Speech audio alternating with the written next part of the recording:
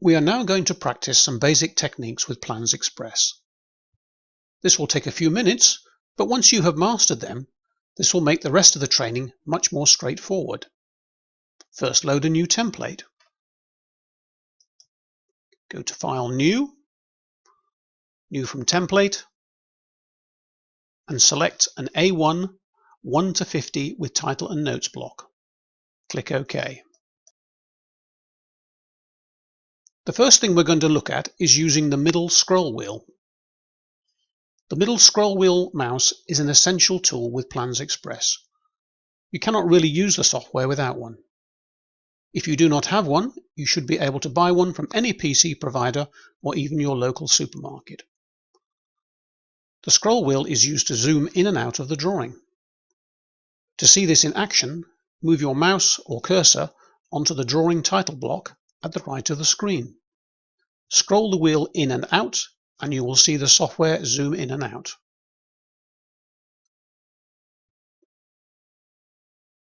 You will see that the software has zoomed in and out around the original cursor position.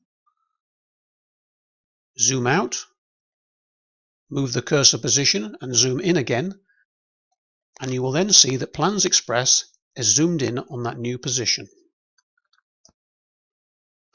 We're now going to look at moving the drawing sheet around the screen. Hold the middle scroll wheel down and keep it pressed down. Notice a hand icon has appeared on screen.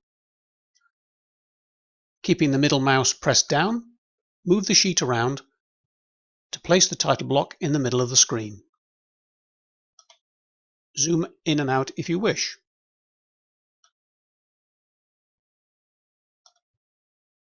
This process of scrolling and dragging the page around is an important one to master. Spend a few seconds practicing doing this so that you can easily move the page around, locate and zoom in on points of interest on the drawing.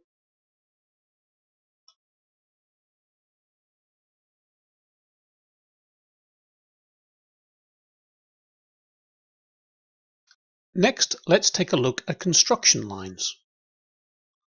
These work in exactly the same way as drawing a faint pencil line on the drawing to help set things out. These are located on the Drawings and Annotation ribbon.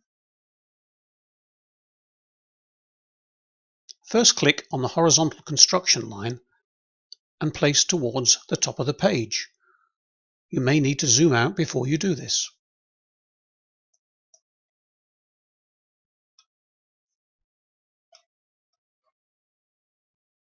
Next, click the left-hand mouse button to place the line. We are now going to set out another line relative to the first horizontal line. Select another line. Hold your mouse over the construction line. Do not click, but instead press R on your keyboard. This tells the software that you want to set out something relative to another point, rather than snapping onto it. Next, press the down arrow on your keyboard and enter 5000.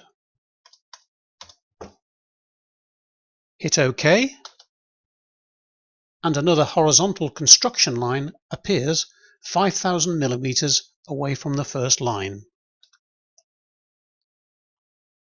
Let's now repeat this process for a vertical construction line.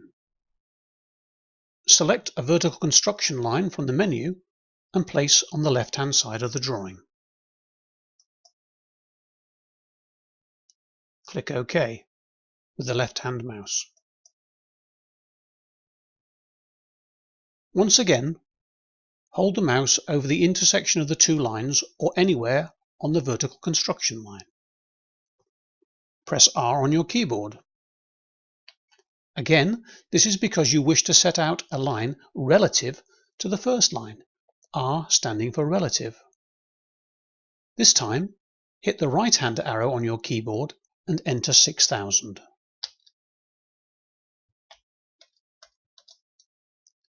Hit OK, and another line appears, this time 6000 millimeters away from the first. You can use the construction lines to set out anything on a drawing, such as the overall footprint of a house.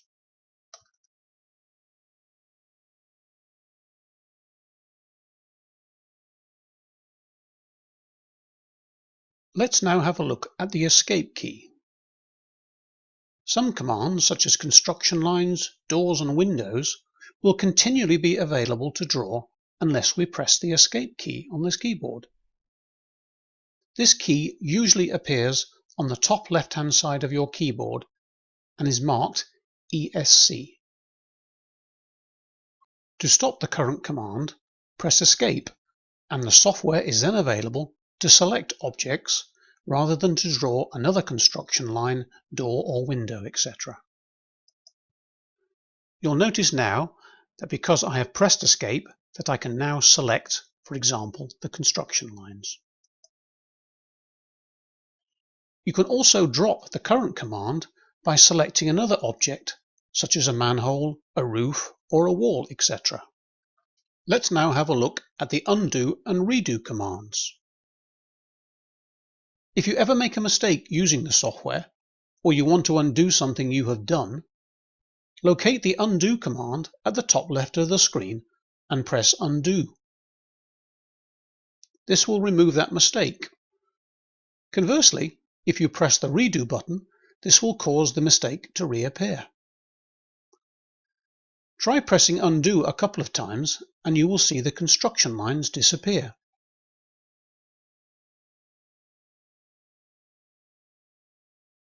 Repeat undo 2 more times and all the lines will be removed. Now click on the redo button 4 times and all the lines will reappear.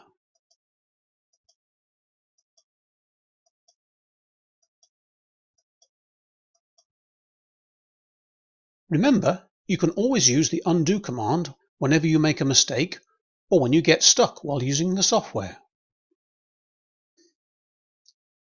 You can use the undo and redo command to undo anything, such as undo a delete.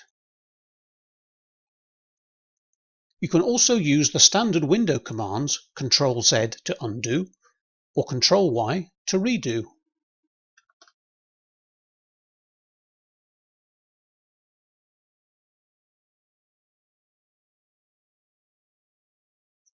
We will now have a look at selecting items from the architectural ribbon or toolbar. Click on the architectural ribbon.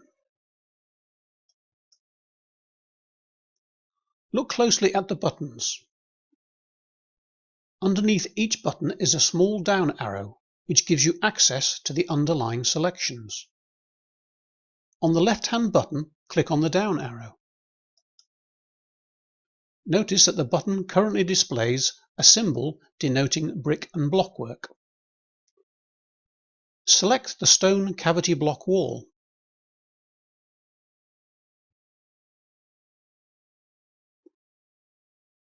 Choose a particular wall height, say a single story.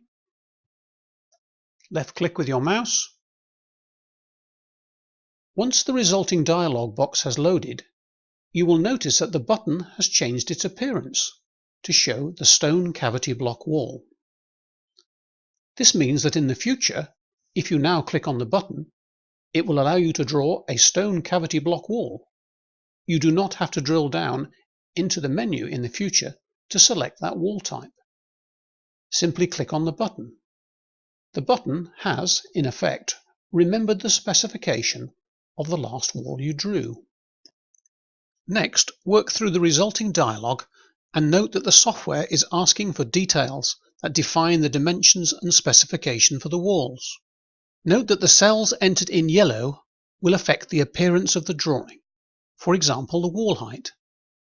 Values entered into the white cells are being collected for estimating purposes when used in conjunction with Estimator Express and do not affect the appearance of the drawing.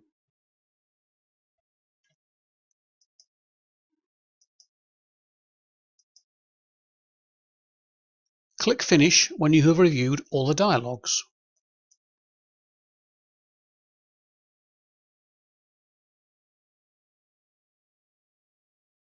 You can now enter the wall onto the drawing. Place your mouse over the first intersection point and left click.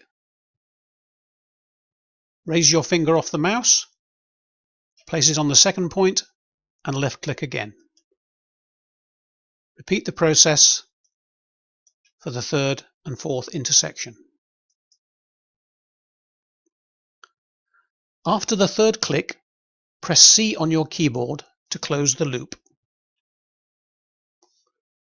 The C command can always be used to close any item, and it will always close the loop via the shortest direction. Now use the undo command to remove all the walls.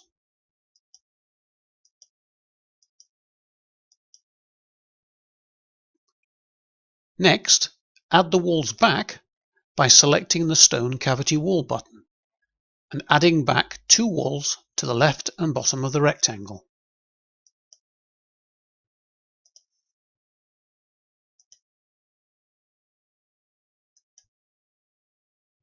Now press S on the keyboard, and this again closes the loop, but does so by keeping the walls at right angles, i.e. it does not take the shortest distance between the start and the current position and maintains a rectangular shaped building. The S key only works for walls.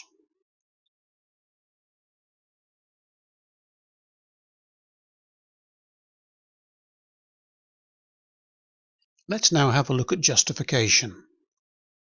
First click on a wall that you have just drawn. You will see that the wall appears dotted, indicating that the wall has been selected.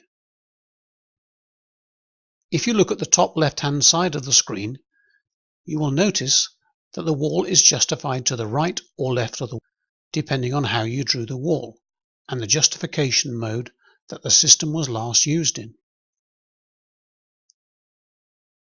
If you select Justify Center, the wall is justified to the center of the line. If you do it to the left, it is justified to the left. Bear in mind that you will not always have a construction line there, and the wall may be changing its position relative to an imaginary line. Let's place that back in right-hand justification. If I select all the walls by clicking to the top left-hand corner, holding my mouse down and dragging over, you will then see that all the walls have been selected. I can then click on those to justify those to the left. You will now see that all of those have been justified to the left of the lines. The justification of the wall can often be confusing, as it depends on the way that the wall has actually been drawn. The important thing is to check that visually it appears okay and switch the justification if required.